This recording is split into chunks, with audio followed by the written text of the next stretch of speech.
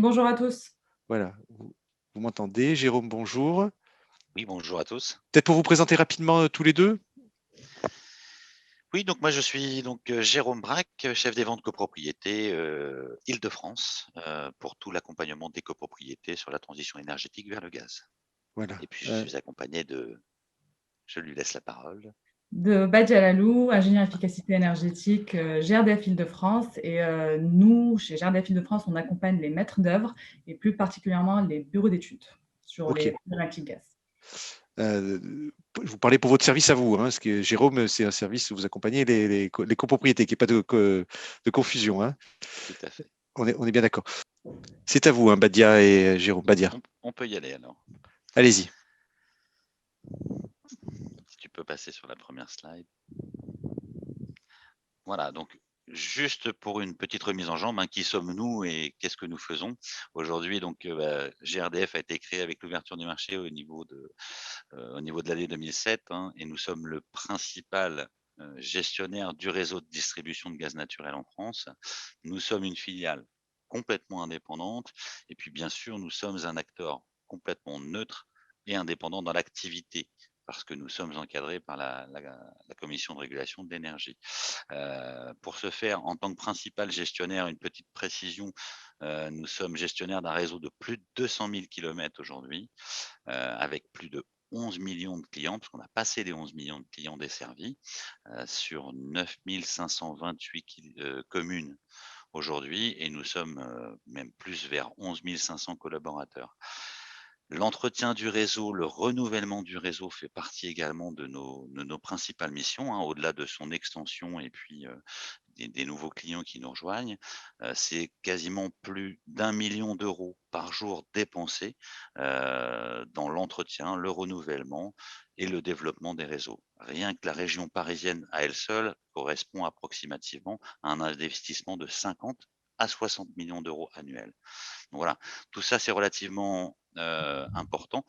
Maintenant, on va vous présenter en fait le biométhane et le gaz vert, le gaz renouvelable, parce que nous sommes dans la transition énergétique. Nous en faisons complètement partie au travers du mix énergétique demain qui sera utilisé, surtout dans l'existant, en tous les cas collectif, parce que on aura besoin d'améliorer, je dirais, le côté énergétique du bâtiment et de sa consommation.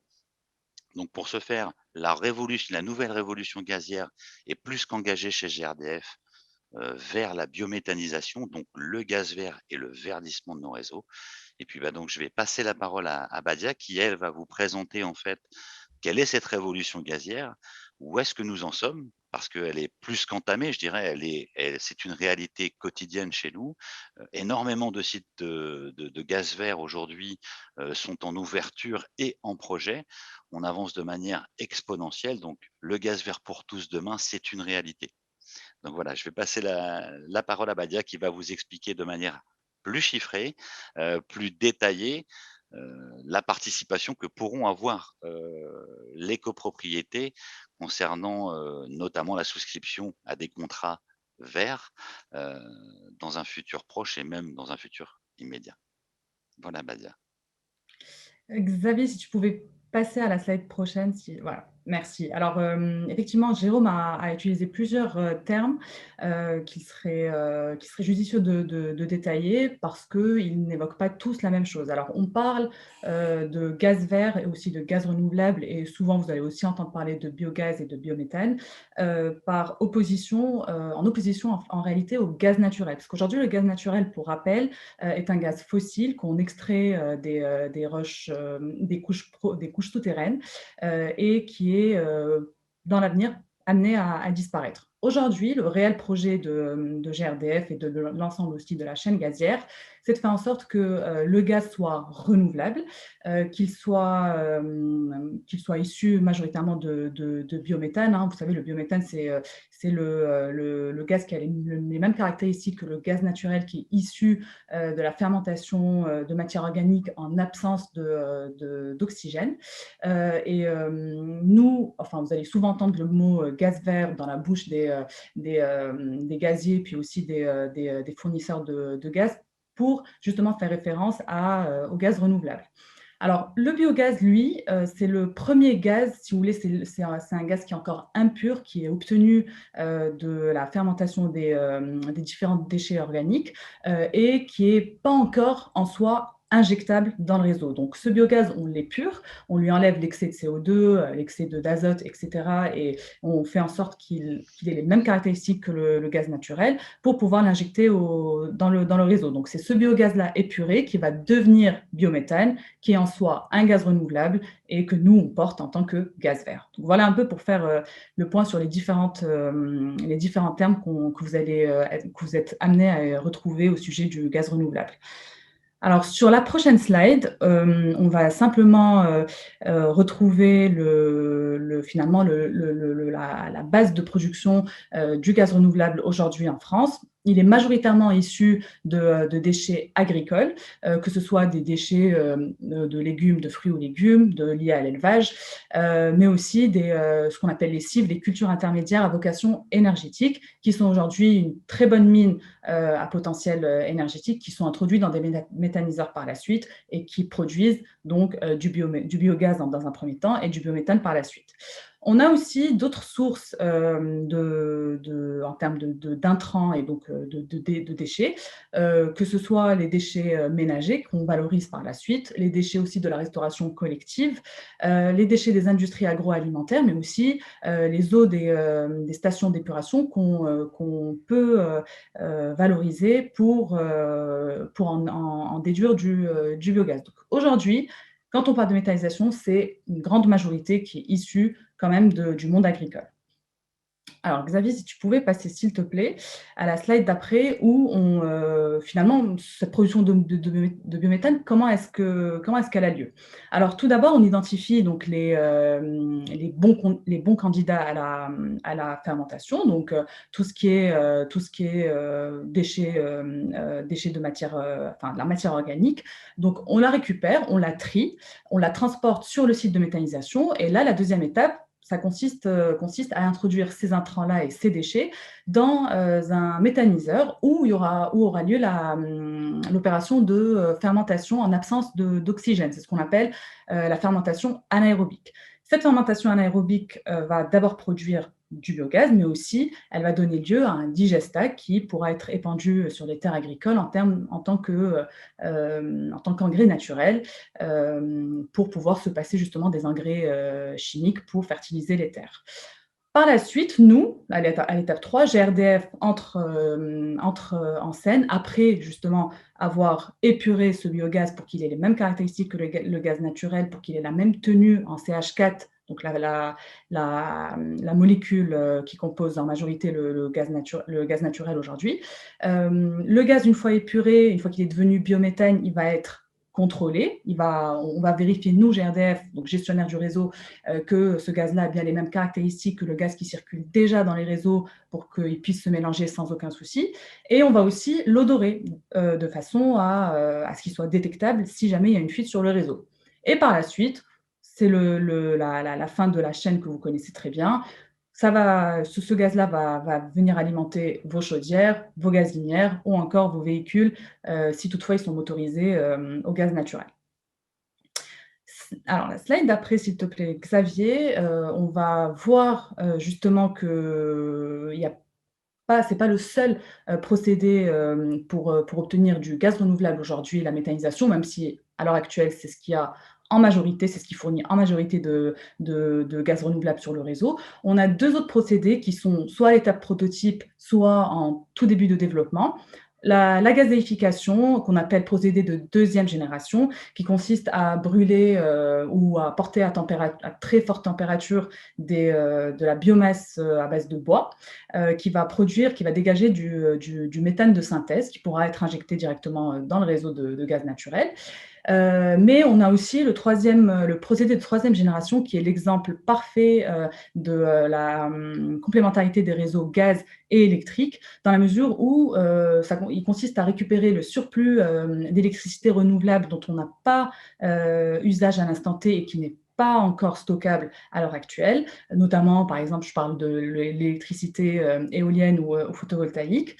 On lui fait subir une électrolyse de l'eau qui va donner dans un premier temps du dihydrogène et cet hydrogène-là, on a la possibilité de l'injecter dans le réseau. Alors, c'est la proportion du coup qui est en cours d'étude actuellement pour voir à quel point l'hydrogène peut se mélanger sans souci au gaz naturel du réseau.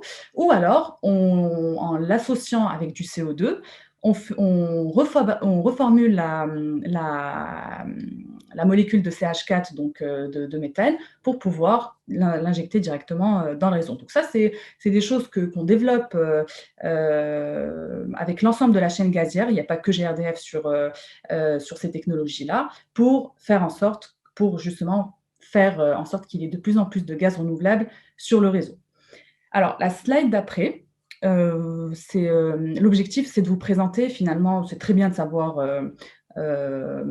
comment ça se passe au niveau de production de biométhane, mais c'est aussi bien de savoir que le biométhane, en plus d'être un gaz 100% du coup made in France, ça vous l'avez compris, mais aussi 100% renouvelable, c'est une véritable réponse c'est un véritable moyen de décarboner ce gaz fossile qui circule actuellement dans les réseaux, puisque ici, je vous propose finalement les différents contenus carbone des énergies usuelles qu'on trouve dans les bâtiments et qu'on retrouve dans la base carbone de l'ADEME 2020 qui est accessible au grand public et qui fait foi justement à la matière de contenu carbone des énergies. Donc là, si on s'intéresse au gaz naturel, au contenu carbone du gaz naturel, sachez que pour 1 kWh PCI, on a 227 grammes CO2 qui sont dégagés.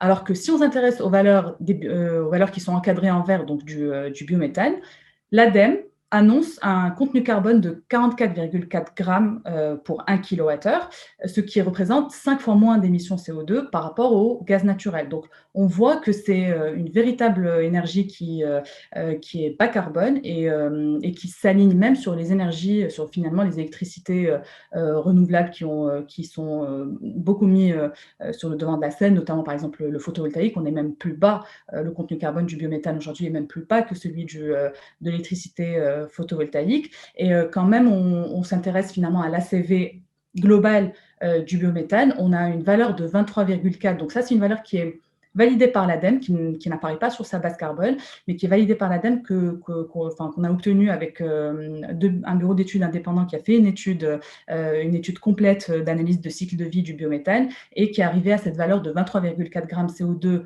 par kilowattheure PCI, ce qui fait en réalité 10 fois moins d'émissions de CO2 par rapport au gaz naturel. Donc c'est vraiment une solution. Aujourd'hui, c'est notre réponse bas carbone pour une énergie qui est aujourd'hui quand même pas mal carbonée, bien que pour rappel, c'est l'énergie fossile la moins carbonée quand on voit le contenu carbone du fioul et du charbon, et qui du coup a tout son sens pour valoriser un patrimoine qui a été rénové. Alors, si on passe à la slide suivante, Xavier, on pourra facilement constater que c'est un projet d'entreprise qui est clairement lancé, qui est en cours, qui a une dynamique assez intéressante dans la mesure où peut-être à côté de votre lieu d'habitation, vous avez une unité de méthanisation qui produit déjà du biométhane qui est injecté dans les réseaux. Pour preuve, il y en a 19 en Île-de-France, si ce n'est pas plus, parce que les chiffres évoluent tellement rapidement. Au moins 19 sites de méthanisation qui injectent près de 300 gigawattheures de gaz vert par an. Et on a plus de 150 projets en liste d'attente où le potentiel est de 3 TWh par an. Donc, ça, c'est à l'échelle francilienne. C'est simplement pour vous donner une idée de ce qui se passe en région, vu qu'on est en Île-de-France. On voit qu'il y a une majorité qui est concentrée dans l'Est francilien, plus précisément en Seine-et-Marne, et la majorité quand même des sites sont des sites de méthanisation agricole. Ce qui est très intéressant sur cette slide à retenir, c'est que c'est surtout les objectifs qu'on s'est fixés à l'échelle nationale. Alors, aujourd'hui, chez GRDF, on a trois dates clés concernant le développement du biométhane. En 2023, on vise les 12 TWh de gaz vert injectés dans le réseau de gaz naturel, sachant, pour info, à l'heure actuelle, on est à 4 TWh. En 2030, on vise les 30% de gaz vert qui circulent dans les réseaux. Et le chiffre le plus intéressant, c'est celui de 2050, où on a l'ambition d'avoir 100% de gaz vert qui circulent dans les réseaux. Donc en 2050, on a étudié justement la faisabilité technico-économique que l'ensemble du gaz, donc l'ensemble du réseau gaz GRDF, GRT Gaz, soit composé à 100% de gaz renouvelable. Alors cette hypothèse, justement, ce scénario des 100% de gaz renouvelable en 2050, ça n'est pas GRDF qui le dit. Ça a été justement l'objet d'une étude de faisabilité qui a été menée avec d'autres opérateurs gaziers, conjointement aussi avec l'ADEME, qui fait foi sur le sujet, et 2 bureaux d'études spécialistes de la question énergétique, donc 2 bureaux d'études indépendants, qui ont démontré que c'est un scénario qui est tout à fait plausible parce que d'ici là, alors on a une dynamique, vous allez voir sur le slide prochain, on a une dynamique qui est lancée, qui est très, qui est porteuse, qui est en constante évolution. Et entre-temps, on aura tellement rénové le parc de bâtiments et on aura aussi mieux construit les bâtiments neufs que finalement, on consommera d'office moins de gaz, mais on aura de plus en plus de gaz vert, donc on arrive à avoir 100% justement de gaz vert dans les réseaux en 2050. Donc la slide d'après, s'il te plaît, Xavier, on voit, c'est justement la dynamique, finalement, qu'est-ce qu'il en est à l'échelle nationale. Donc ça, c'est l'ensemble des sites d'injection de biométhane en France. Alors, bon, je suis désolée, le chiffre de 207 sites, il n'est pas à jour parce que ça évolue tellement rapidement qu'aujourd'hui, à l'heure où je vous parle, on est à 226 sites en France qui injectent du biométhane sur les réseaux de gaz, que ce soit GRT Gaz ou GRDF. Et on a, comme je vous le disais tout à l'heure, on a dépassé les 4 TWh. Donc, on est aujourd'hui plus précisément à 4120 gigawattheures de gaz injecté de biométhane injecté par an. La perspective, je vous le rappelle, donc elle est à 12 TWh pour 2023 et on voit que justement, pour que ce soit un peu plus parlant ces chiffres-là, à peu près donc 4000 gigawattheures de gaz vert injectés sur le réseau par an, c'est l'équivalent de la consommation d'environ 615 000 foyers neufs. Donc c'est vraiment dans un contexte où on est de plus en plus attendu sur des problématiques carbone en vue justement de la neutralité carbone de 2050, c'est véritablement une réponse pertinente avec un réseau de gaz qui est existant, qui est plutôt bien entretenu. On veille justement à la sécurité des réseaux gaz avec des budgets assez conséquents alloués pour la question. Donc voilà, c'est vraiment on est en route, on est envers les 100% de gaz vert dans les réseaux en 2050. La slide d'après, s'il te plaît, Xavier. Alors concrètement, comment ça se passe, comment ça se traduit sur le terrain? Aujourd'hui, de la même façon qu'on peut alimenter nos équipements d'électricité verte, on peut faire la même chose avec du gaz vert, moyennant la souscription à des offres de gaz vert, donc partiellement, ou des offres 100% gaz vert qui existent aujourd'hui chez certains fournisseurs d'énergie sur le marché. On a un surcoût sur les offres de gaz vert, étant donné qu'on n'a pas encore beaucoup, l'entièreté du réseau n'est pas encore vert, mais cela dit, c'est des coûts qui ont une tendance baissière sur les années à venir, étant donné qu'il y aura de plus en plus de gaz vert dans les réseaux et que les coûts de production vont être revus à la baisse. Et vous pouvez, donc en fait, ça fonctionne de la même manière que l'électricité verte, encore une fois, dans la mesure où pour tout mégawattheure de biométhane injecté dans le réseau, ça donne lieu à une garantie d'origine qui assure la traçabilité du gaz vert injecté sur le réseau. Et puis même, des fois, on peut aussi avoir accès à l'origine du gaz vert et quel type d'intrants ont été impliqués dans la production de ce gaz vert. Et enfin, je voulais vous donner un exemple concret pour la slide la dernière slide. Voilà, merci Xavier. Un exemple concret d'une copropriété en plein Paris qui a fait le choix de sortir du fioul avec la mise en place justement de 2 chaudières à condensation pour faire baisser les consommations annuelles d'énergie. Alors, on voit que quand on passe tout simplement à l'énergie gaz, on gagne à peu près 20% en termes de consommation annuelle d'énergie. Avec même en souscrivant avec une offre 100% gaz vert, on voit qu'on fait des économies donc de 22% par rapport à la copropriété quand elle était chauffée au fioul. Et le chiffre qui reste quand même le plus intéressant, ça reste c'est celui justement des émissions de carbone qui sont évitées avec une offre biométhane, où là, on est à 95% d'émissions de CO2 évitées avec une offre biométhane. Donc, quand on parle, on voit que c'est une réponse aussi très concrète pour des projets de rénovation de copropriété, soit pour sortir du fioul, soit aussi pour rénover des logements qui sont équipés de grippins électriques assez énergivores. Le biométhane, n'hésitez pas, il faut quand même avoir en tête que c'est quelque chose que vous pouvez envisager, comme je vous l'ai dit, via des contrats de gaz vert proposés par certains fournisseurs. Voilà pour ce sujet des gaz verts. Je ne sais pas si Jérôme voulait rajouter quelque chose.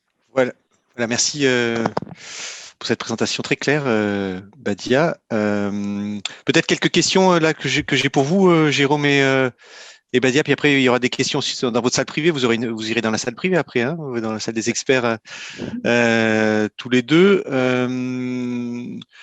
Alors, oui, une petite question effectivement qui est un peu d'actualité, mais que je peux pas ne pas vous poser, j'ai cru comprendre que la RE de 2020 ne permettait plus de mettre en place des chaudières gaz dans les futures résidences.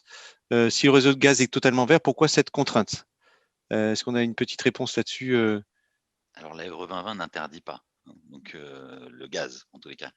Ouais. Aujourd'hui, elle met des contraintes complémentaires par rapport au seuil carbone. Seul le marché neuf, pour l'instant, va avoir cette contracture, mais dans le cadre du mix énergétique et des calculs qui sont réalisés, le gaz a encore sa place et toujours sa place. Et encore plus demain, je dirais, au travers de son verdissement.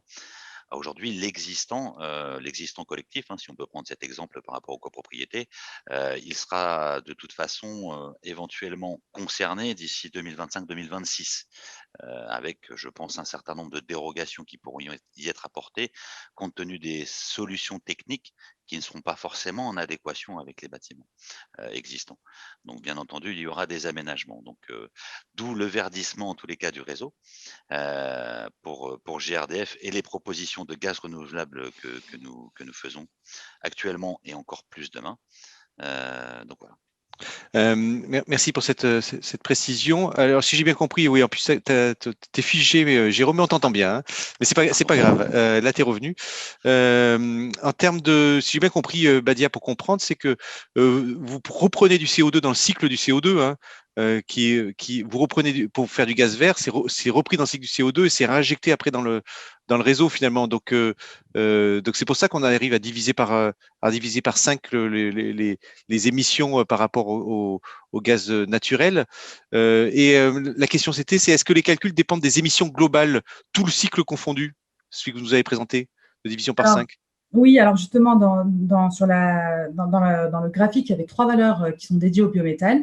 La valeur des 44,4 qui est présente justement dans la base carbone de l'ADEME, qui fait vraiment foi en la matière, c'est une étude d'ACV, mais qui ne prend pas en compte les externalités positives du biométhane, c'est-à-dire elle ne prend pas en compte le fait qu'on a un digestat qui est produit et qui permet de se substituer à des engrais chimiques qui polluent en quelque sorte la nappe phréatique et les sols.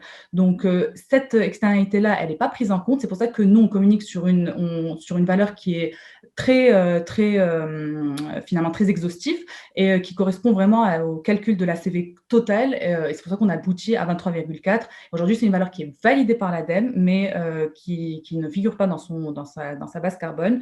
Et pour le coup, cette valeur-là prend en compte les externalités positives du biométhane. Ouais. Il y avait une question sur les tarifs, donc j'ai cru comprendre que aujourd'hui il y a des aides qui sont apportées sur le gaz vert et qu'en 2030 on pouvait estimer que en termes de coût de production on arriverait à peu près sensiblement à ce que c'est pour le gaz naturel.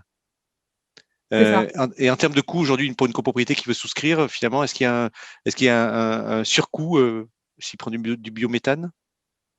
Alors aujourd'hui, effectivement, de par le fait que, on a un coût de production du biométhane qui est plutôt élevé, à l'heure actuelle, on fait un pari sur l'avenir dans la mesure où on aura de plus en plus de sites de méthanisation, on aura de plus en plus, de biométhane qui sera injecté sur le réseau. Du coup, les coûts vont baisser, la filière va tellement se développer on va arriver finalement à croiser les coûts du gaz naturel. Donc ces coûts-là sont vus à la baisse, ils dépendent, les coûts enfin les tarifs de revente du gaz vert dépendent de chaque fournisseur. C'est pour ça qu'il vaut mieux avoir recours à un comparateur d'offres de gaz vert. Ça, nous, on n'est pas du tout amené à se positionner là-dessus. Mais ça, c'est des choses typiquement à prendre en considération et à faire jouer finalement les offres de chaque fournisseur de gaz vert. Oui, parce que c'est moi qui fais une confusion là. Vous n'êtes pas vendeur d'énergie, vous Non, avez le réseau, hein, et donc, Jérôme, voilà. c'est bien ça? Ça, c'est très important à rappeler. On ne vend pas de gaz, les canalisations ne nous appartiennent pas et on ne vend pas, on ne vend pas de chaufferie, pardon.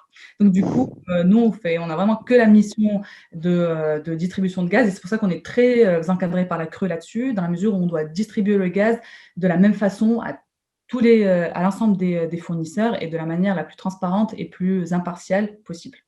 Voilà, super. Merci pour ces précisions.